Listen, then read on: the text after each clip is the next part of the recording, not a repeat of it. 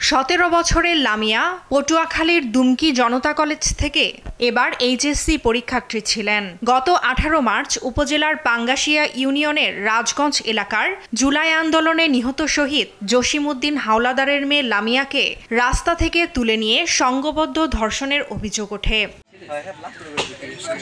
এ ঘটনার পরদিনই ভুক্তভোগীর করা মামলায় অভিযুক্ত 2 জনকে গ্রেপ্তার করে পুলিশ।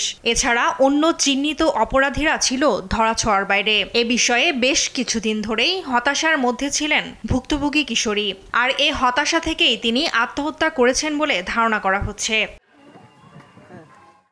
অপরাধীরা সমাজের প্রভাবশালী উল্লেখ করে লামিয়াকে হত্যায় প্ররোচনাকারীদের দ্রুত বিচারের দাবি জানান স্বজন ও এলাকাবাসী। বাপ মরছে, মা মরছে, মাইয়ে মরছে, পোয়া মরছে, এখন আবার নাতি মরে। আমার দুঃখের কথা কেডা বলবে? কি দুর্ঘটনা! আপনাদের সবাইকে আমি একটু বিচার চাই, সঠিক বিচারটা আল্লাহর কাছে দেখে আপনারা বিচারটা করেন।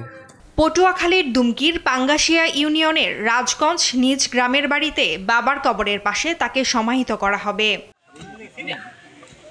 নিউজ ডেস্ক, দেশ টিভি।